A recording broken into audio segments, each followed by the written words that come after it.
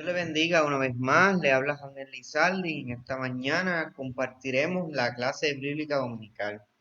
Busque su Biblia o su expositor y comencemos a estudiar la palabra de Dios que nos tiene el día de hoy. Así que la palabra se encuentra en Marcos 6, del 1 al 6, y tiene como título la lección de hoy: Sabiduría que sorprende y ofende. Continuamos con el tema de la sabiduría. La semana pasada, Lucy Cabrera nos hablaba cuando Jesús se le perdió a su familia cuando era niño y fue encontrado con los estudiosos de la ley. Vimos que esa sabiduría que nos mencionaba Lucy, que la familia le impartió sabiduría, al igual a las asistencias a las sinagogas. Así que el texto que estaremos leyendo, ya Jesús está en su ministerio, ya creció. Así que vamos a tener un espacio y tiempo a tener la lectura. Si bien dice Marcos 6 del 1 al 6, dice: salió Jesús de allí y vino a su tierra, y le seguían sus discípulos. Y llegó el día de reposo.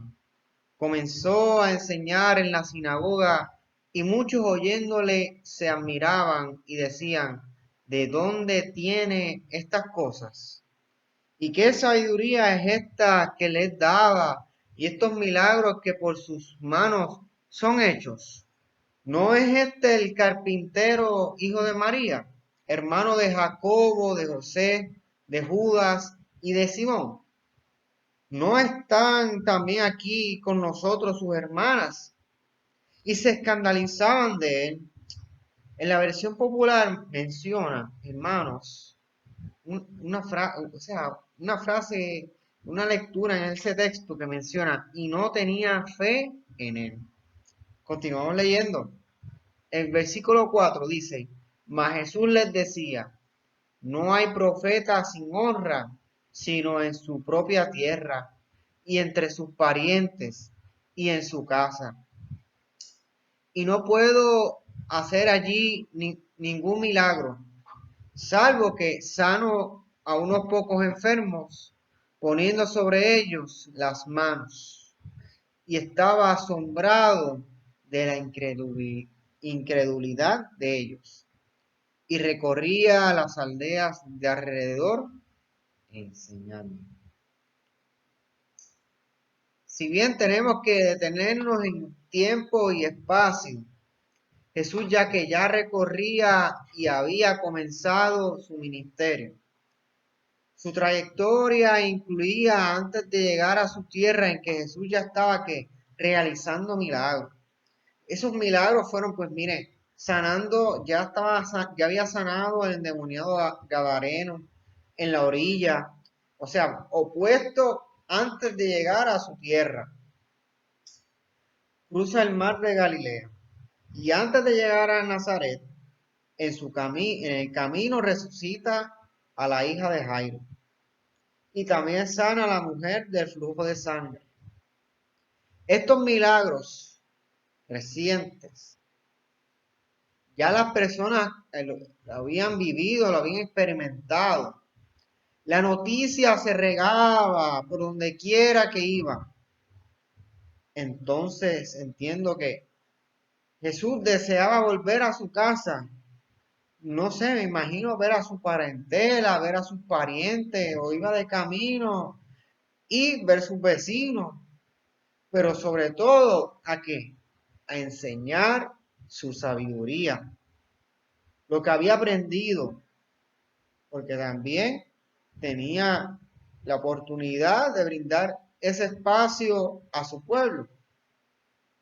Tenemos que saber que existen otros textos paralelos a este texto. O sea, ya estos textos se encuentran en Mateo 1 al 3,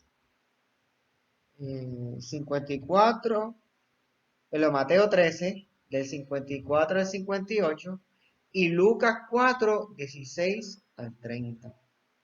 Como es de costumbre, Jesús va pues el sábado, que es el día de la reunión en la sinagoga, que es una costumbre judía para ese tiempo. La comunidad se paraba el sábado para asistir a las sinagogas. Jesús lleva esa costumbre que le fue impartida por su familia, como la semana pasada que habíamos hablado, Lucy, que la familia iba a la actividad de la Pascua y que Jesús se les perdió. La sinagoga, ¿qué es? Pues es un lugar de estudio, de enseñanza religiosa que consistía pues en leer y explicar las escrituras. ¿Y por qué Jesús fue a enseñar? Jesús tenía potestad para ir. Gente común podía enseñar. Cualquier hombre adulto podía hablar en la sinagoga. Pero pareciera que Jesús era ya conocido en la comunidad por su sabiduría.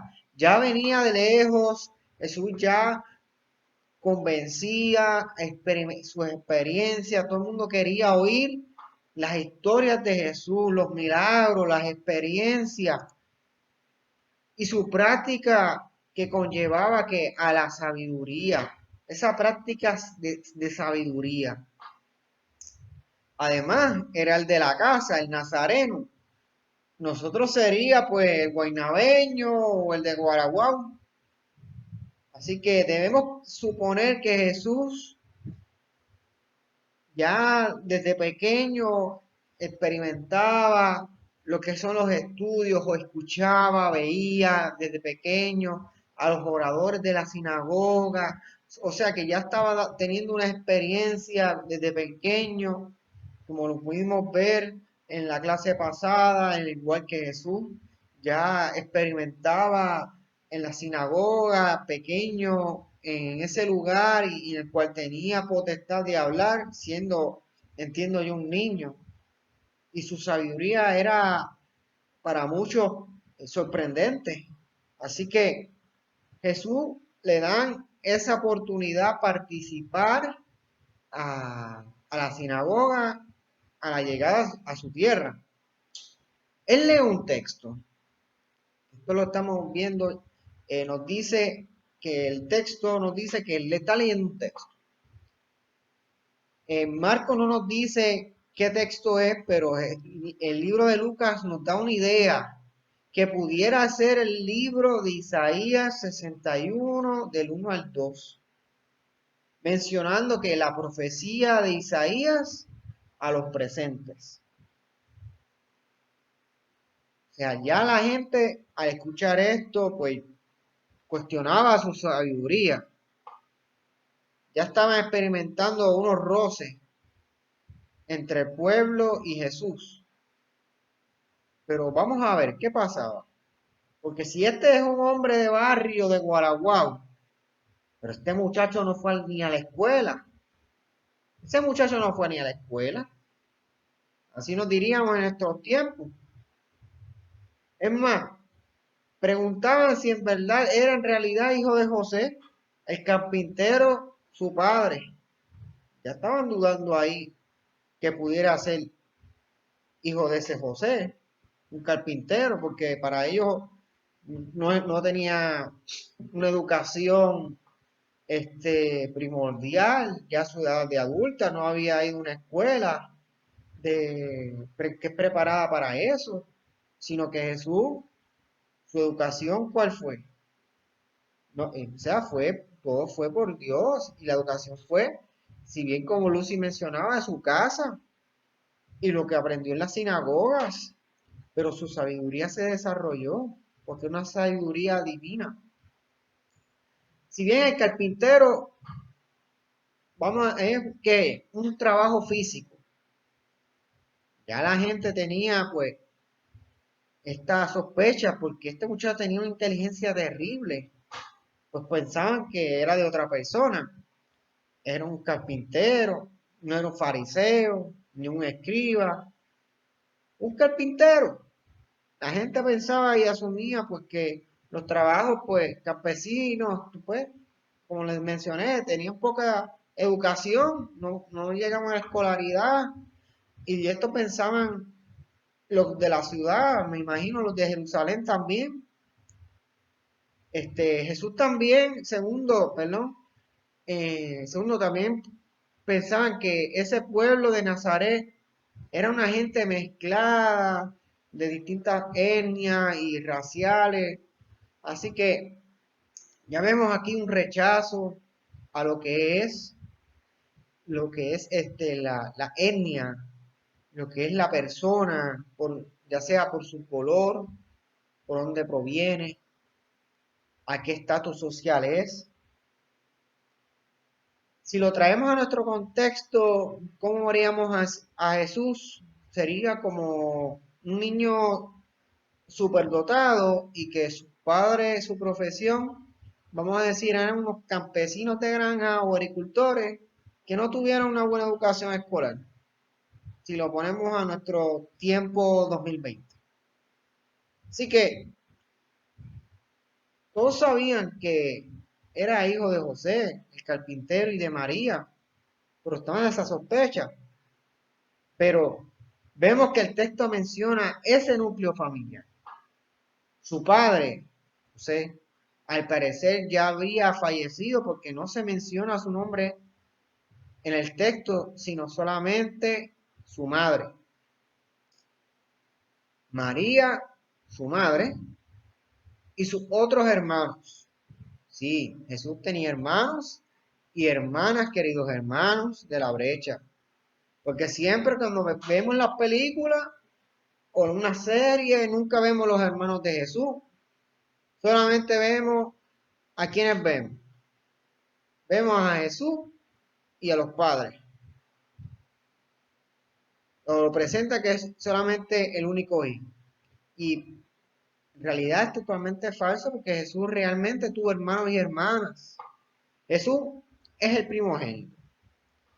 Y quienes le siguen, pues, según el texto, es Santiago, José, Judas y Simón. Sé que pareciera nombres de algunos de sus discípulos. No se debe confundir. En estos tiempos los nombres eran comunes y repetitivos. O sea, era normal los mismos nombres, tenerlos en misma comunidad. 10 José, 20 José, es así, 20 Manuel, lo mismo. Era común. Pero no solamente es interesante que menciona que solamente tuvo hermanos, también tuvo hermanas. Sin embargo, el texto no revela sus nombres y los deja que anónimos. Recordemos que es por un asunto pues patriarcal. Solo contaban a los hombres. Aunque todo este asunto existe varias teorías sobre los hermanos de Jesús, que si son primos hermanos, que si son hijos de José, pero no de María, y los consideraban como medios hermanos. Así que todo esto se basa pues por la virginidad perpetua de María. Así que son distintos pensamientos de los estudiosos y cada uno tiene su propio punto de vista. Y otro asunto es la genealogía de Jesús, de Mateo y Lucas, pero eso es otro asunto que no hablaremos el día de hoy. Así que vamos al texto nuevamente. Vemos que el escandalizarse los presentes, o el no tener fe muestra o podemos interpretar que este Jesús que vuelve que a su tierra y ahora que, o sea, es considerado sabio, enseña y hasta hace milagros. Como el muchacho de barrio que lo vieron crecer, lo vieron trabajar en la carpintería, que luego de irse se había ido, vuelve ahora con una sabiduría increíble. Y a su vez está haciendo milagros en otras tierras, pero en su propia casa no lo estaba haciendo. Al parecer esta gente deseaba un privilegio especial por ser de la casa. La carta de presentación en Galilea. Pareciera que Jesús no creían lo que estaban viendo. No tenía fe, no tenían fe en él. ¿Por qué no creían en él ahora?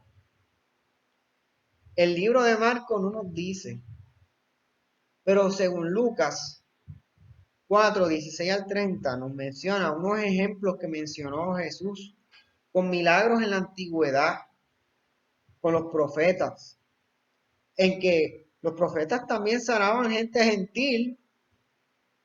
La viuda de Sarepta, que era cananea, y fue profeta Elías, fue profeta Elías, que en vez de ayudar a las viudas israelitas, ayudó a la cananea. Hizo el milagro en la cananea. Y el otro milagro, el profeta Eliseo, Naamán, que era que general de los sirios, enemigo de los israelitas, imagínense. Y este hombre tenía lepra. Y Eliseo lo sanó, pero no sanó a otros leprosos israelitas. Ya van captando. Así que la lectura menciona que escandalizar quiere decir que alguien que tropiece.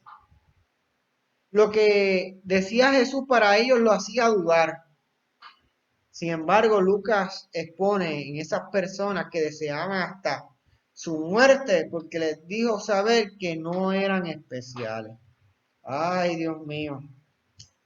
Vamos a esta gente, en verdad, ustedes saben cómo es, quieren privilegio y si tú no le das lo que quieren, ese es el castigo o la decisión que deben tomar si no haces lo que quiero, pues te elimino.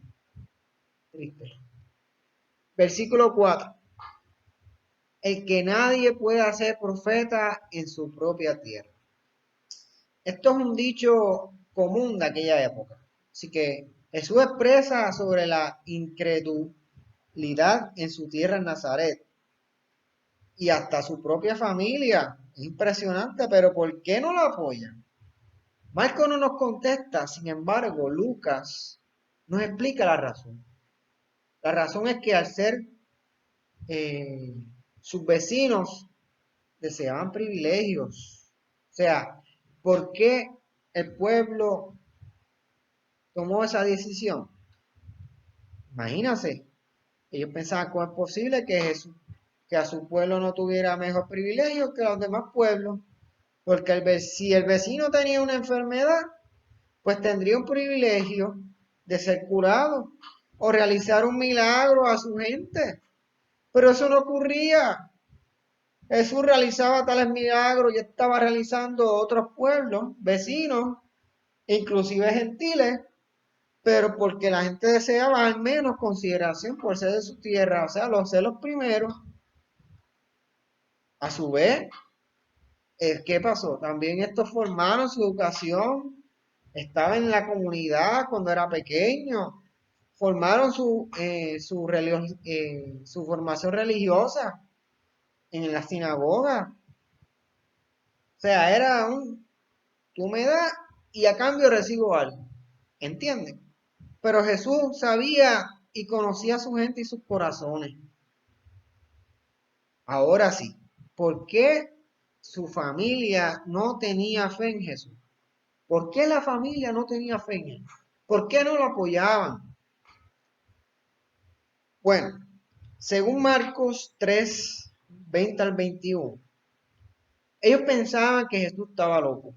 Así como lo estoy diciendo, si lo busque, Marcos 3:20-21, eso es lo que dice. Ellos pensaban que Jesús estaba loco. Y es que la locura era para ellos, entiendo, en mi opinión, una manera de zafarse a que no mataran a Jesús. No creían en él porque tampoco deseaban manchar, entiendo yo, el nombre de su familia o de protección. Y preferían decirle que estaba loco.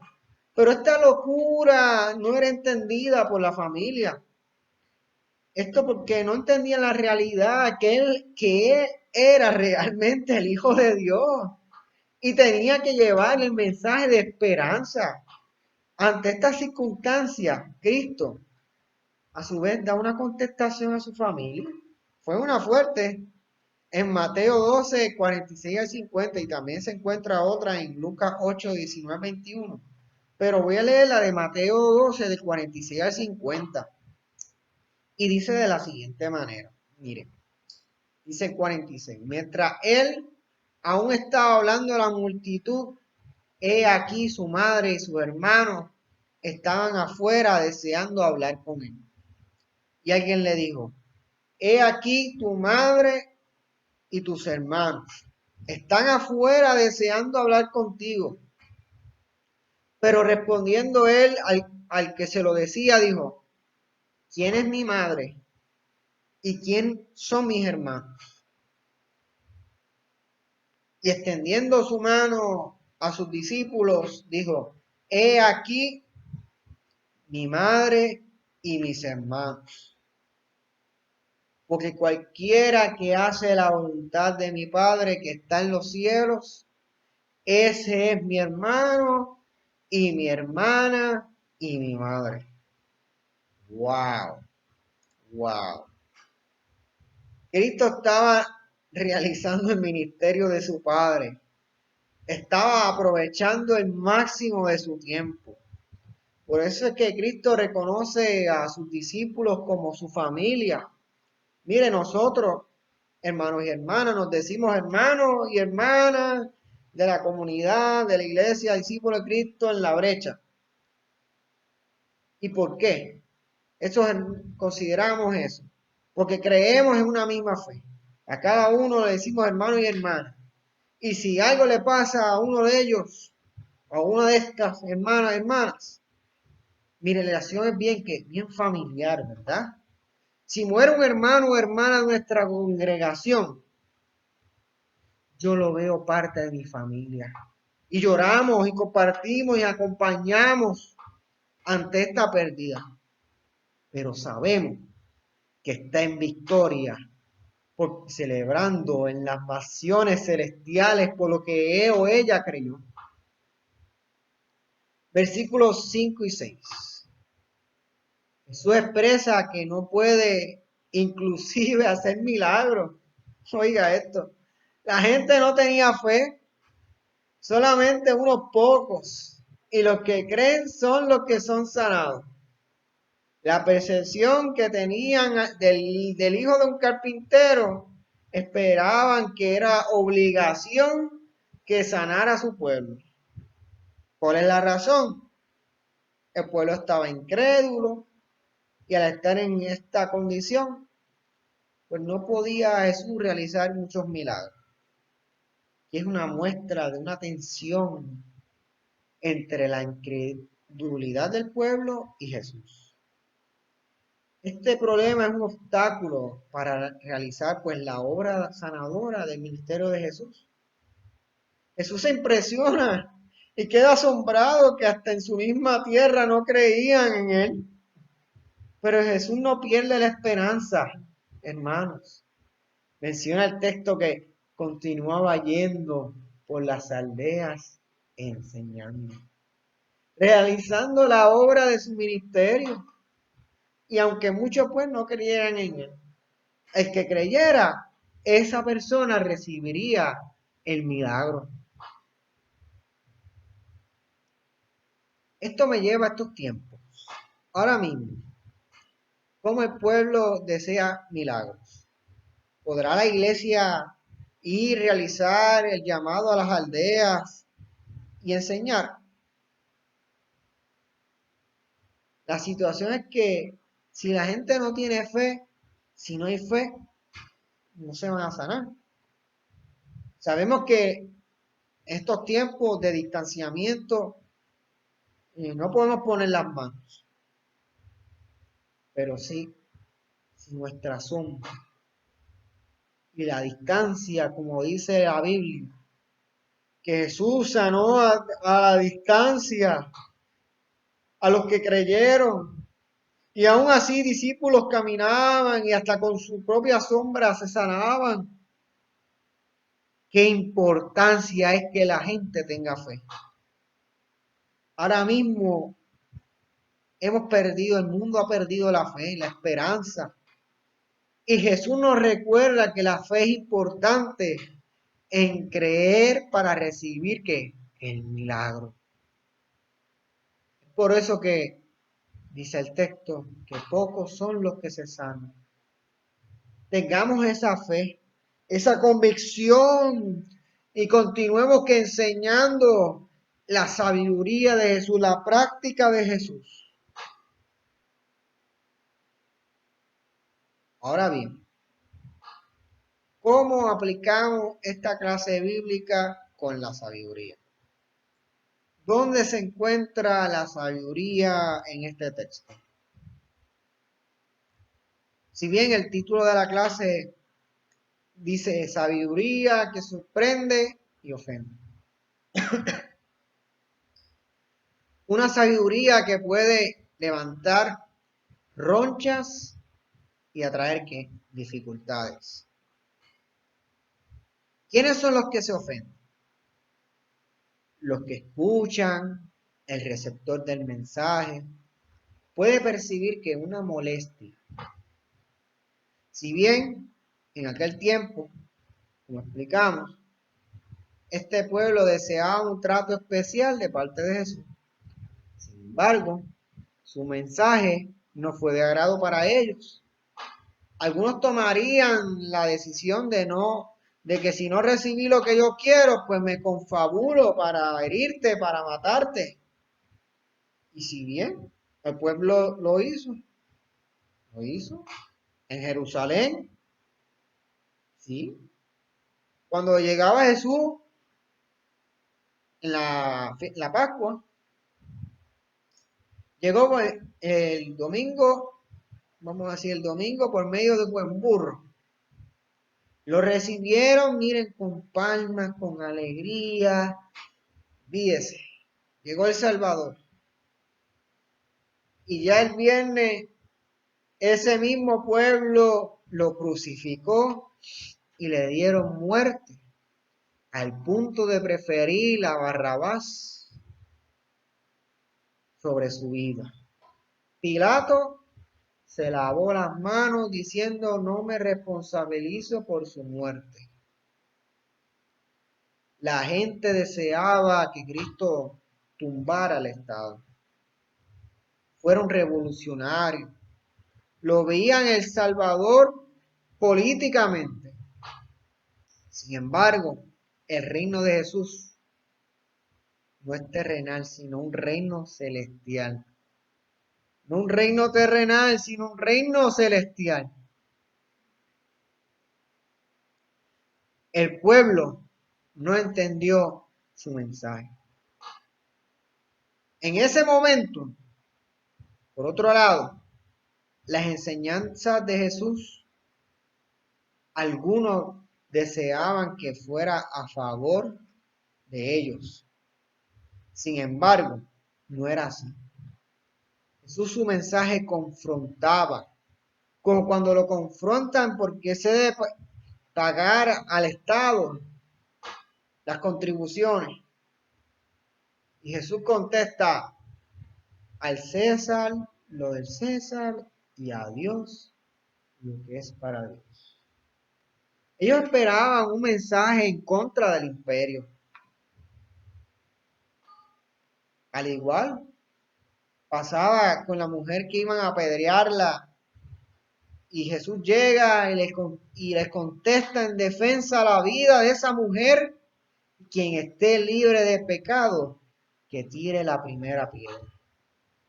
Al dejar las piedras en el suelo, es una muestra de ver su realidad, que iban a apedrear a una mujer por un pecado, pero ellos también eran ¿qué?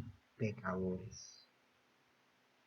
Pudiera continuar mencionando historias, pero les digo algo: la sabiduría, tenemos que entender, es difícil de comprender. De antemano les menciono que yo no me lo sé todo. Uno cuando pequeño ve a sus padres que lo saben todo. Y está en esa etapa de que preguntarle por todo, le preguntan hasta por qué vuela algo, o sea, mil cosas. Llega un momento que uno se da cuenta de las respuestas. Y a veces la respuesta puede hasta ofenderlo. Sin embargo, nuestros padres no lo saben todo. Es una realidad que nos damos cuenta cuando crecemos. Y en mi trabajo, pues, es bien gracioso. Tengo una compañera que tiene una frase particular. Cuando me hace una pregunta, me dice, Anel, tú que lo sabes todo y lo que no, te lo inventas. Anel, que tú que te lo sabes todo y lo que no, te lo inventas. Así me dice. Sinceramente yo me río cada vez que me lo menciona porque la realidad es que yo no me lo sé todo y lo que invento es porque asumo una posición o simplemente yo no sé, pero es la realidad. A veces tomamos posturas así, respuestas inventadas, inclusive la contestación puede hasta sorprendernos, inclusive ofender si no pensamos bien las cosas.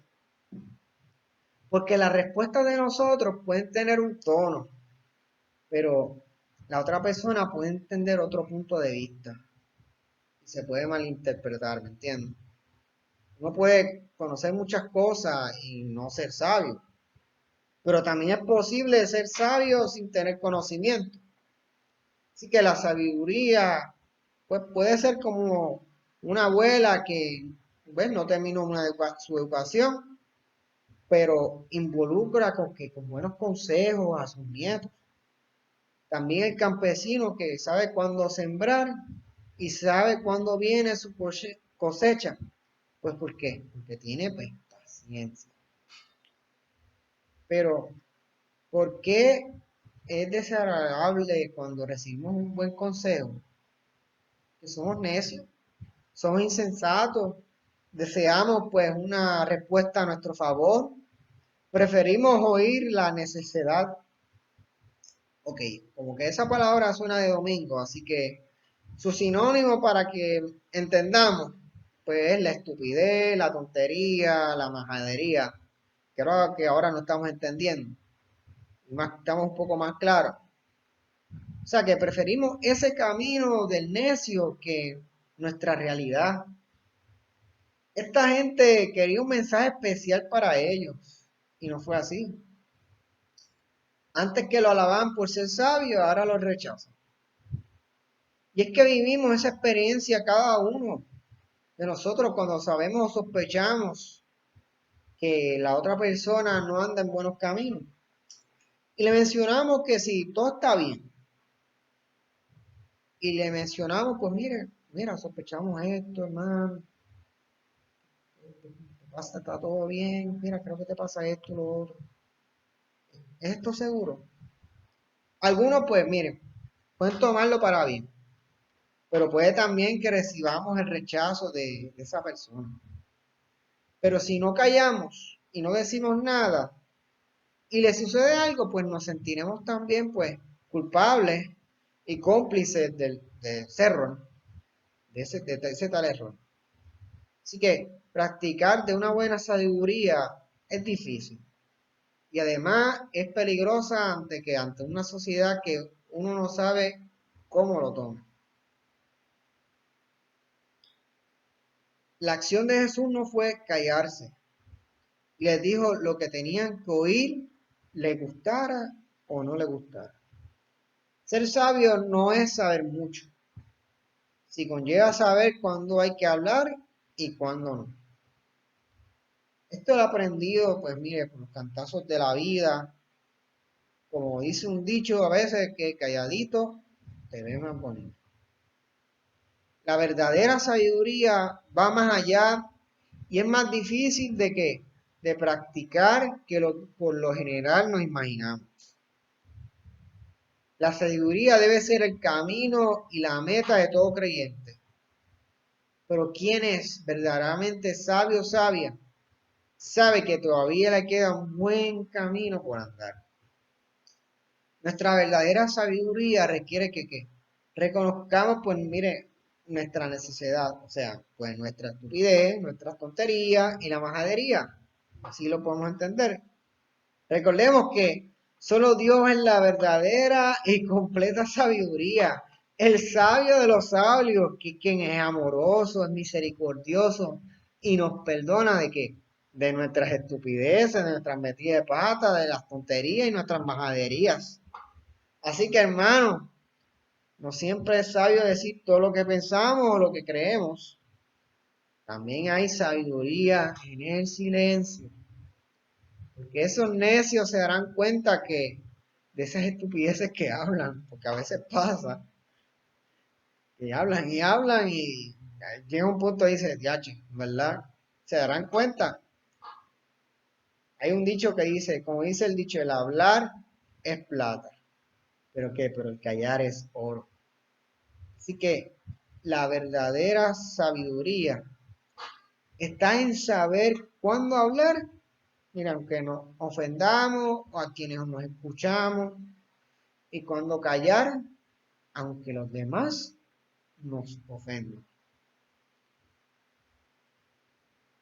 Así que hermanos y hermanas, seamos sabios. Pensemos bien las cosas antes de hablar. Seamos pacientes. Tengamos fe. Tengamos fe en estos tiempos difíciles que vemos que no hay esperanza.